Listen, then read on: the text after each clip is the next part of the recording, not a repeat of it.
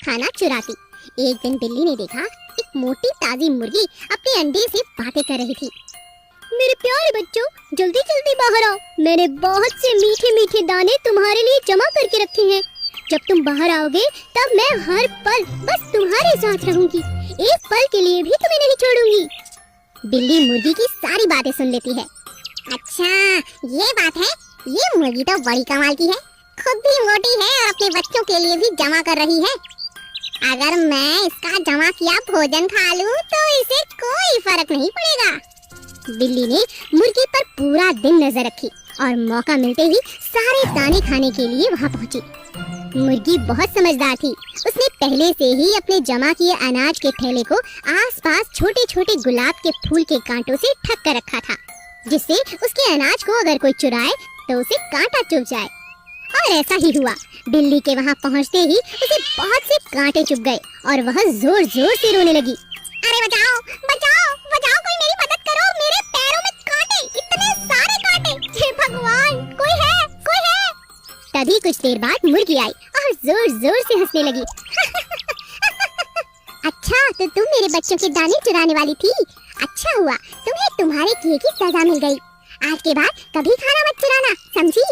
हाँ हाँ नहीं चुराऊंगी, पर अब तुम ताने मारना छोड़ो और ये कांटे बाहर निकालो, मैं चल नहीं पा रही हूँ।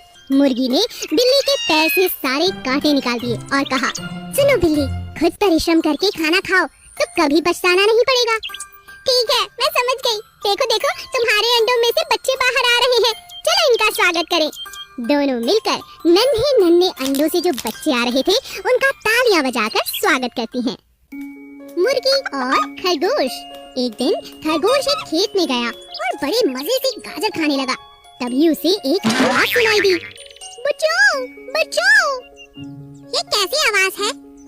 बचाओ बचाओ, कोई है, मेरी मदद करो। अरे ये तो मुर्गी की आवाज है, जरूर मुर्गी किसी मुसीबत में है।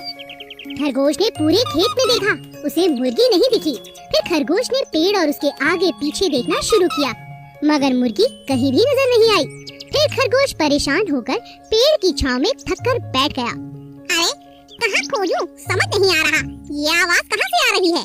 क्यों ना मैं भी आवाज लगाकर पूछूं और उस जगह आवाज के सहारे पहुँच जाऊं। मुर्गी दोस्त क्या हुआ?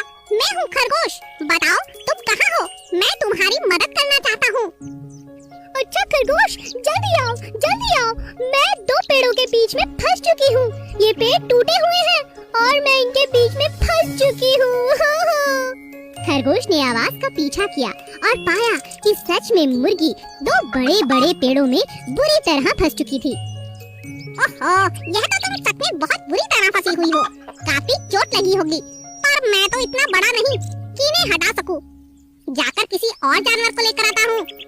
ठीक है, पर तुम जल्दी आना दोस्त। बस मैं अभी गया और अभी आया, तुम बिल्कुल फिक्र मत करो। खरगोश दौड़ता हुआ जंगल की तरफ जाता है, तब उसे रास्ते में भालू मिलता है। अरे अरे, इतनी तेज भागते हुए कहाँ जा रहे हो? अच्छा हुआ तुम मिल गए, चलो मेरे साथ। रास्ते में खरगोश भालू को सारी बात समझाता है और भालू की मदद से मुर्गी की जान बच जाती है। शुक्रिया खरगोश और भालू भाई। तुम्हें चोट तो नहीं लगी ना? नहीं, पर तुम यहाँ कैसे फंस गई? एक शिकारी मुझे पकड़ने के लिए भागा, वो मुझे अपने साथ ले जाना चाहता था, मगर मैं भागते भागते न जाने कब इन पेड़ों के बीच में आकर छुप गई। शिकारी तो चला गया, मगर मैं यहाँ फंस गई। तुम फंस गई, लेकिन मैंने तुम्हें निकाल लिया।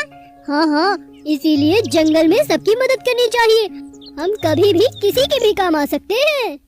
नृत्य प्रतियोगिता। जंगल के सभी जानवर बहुत उत्सुक थे, क्योंकि राजा शेर ने एक नृत्य प्रतियोगिता रखी थी और सभी उसकी तैयारियों में लगे थे। खरगोश ने इस बार बहुत मेहनत की थी, वह हर बार जीतने वाले पक्षी मोर को इस साल हराना चाहता था। कैसे हो तुम मोर? मैं ठीक हूँ।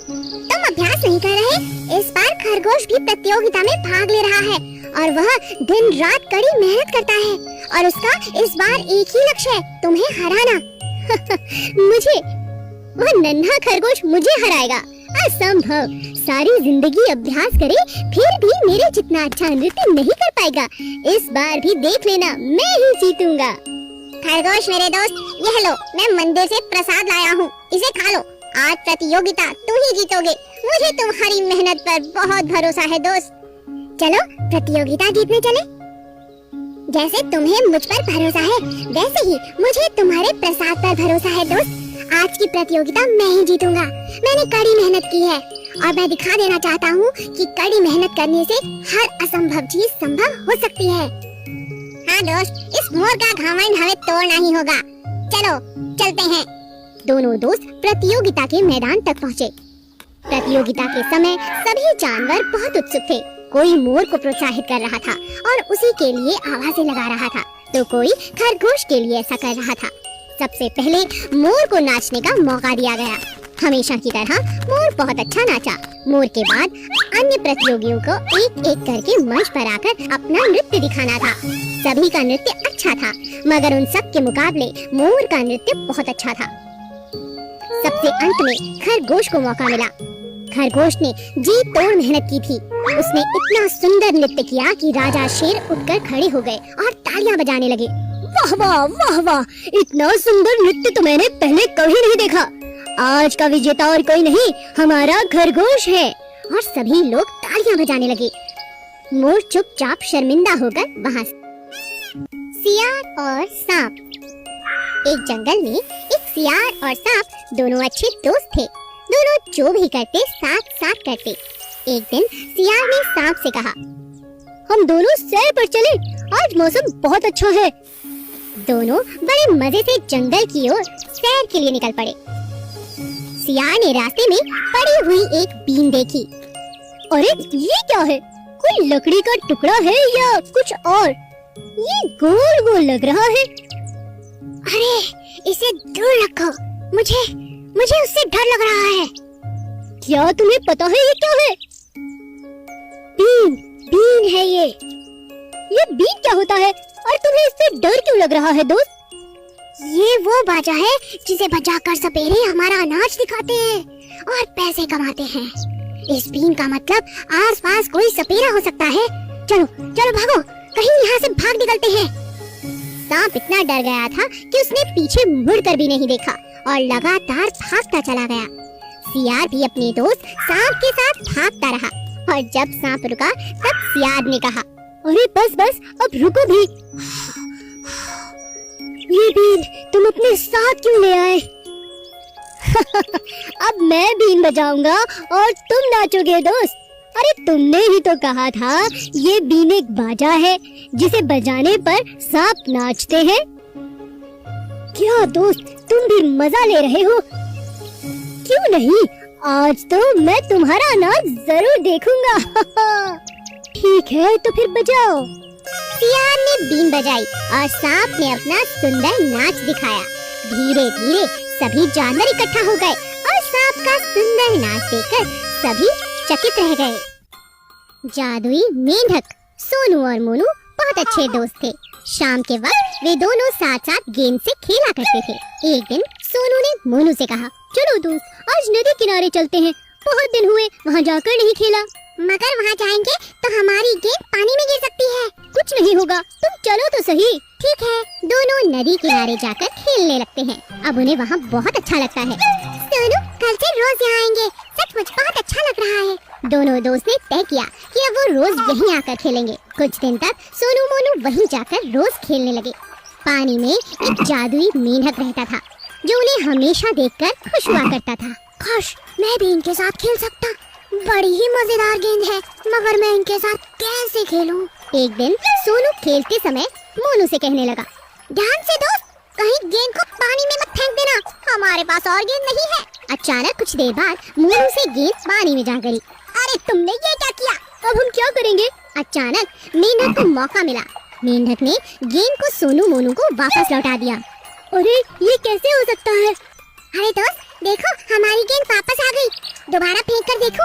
नहीं नहीं, अगर फिर न लौटी तो? कुछ नहीं होगा। सोनू ने दोबारा गेंद को पानी में फेंका। फेंकते ही वापस मेंढक ने गेंद को बाहर कर दिया। अरे ये देखो, हमारी गेंद फिर से वापस आ गई। कौन है पानी में? कौन है जो हमारी गेंद वापस कर रहा है? मैं हूँ। मैं तुम्हारे साथ खेलना चाहता हूँ। मैं हूँ जादुई मेंढक। मुझ में बहुत सी शक्तियाँ हैं। मैं तुम्हारे साथ खेल सकता हूँ, पेड़ पर चढ़ सकता हूँ और बहुत कुछ कर सकता हूँ। क्या सच में? तुम तो बड़े मजेदार हो। आज से हमारे साथ खेला करो। तुमने हमारी सबसे सबसे अच्छी गेंद हमें लौटाई है। आज से तुम भी हमारे दोस्त हो। जरूर। जादुई मेंढक सोनू मोनू का दोस्त बन चुका था। अब जब भी उन्हें खेलना होता वे नदी किनारे ही आते, और जब भी नदी किनारे आते और पानी में गेंद